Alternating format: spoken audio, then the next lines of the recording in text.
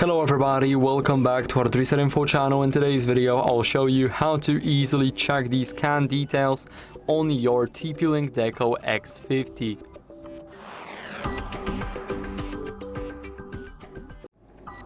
So first, what we want to do is we want to go over to security, and as you guys can see, it's scanning our network now.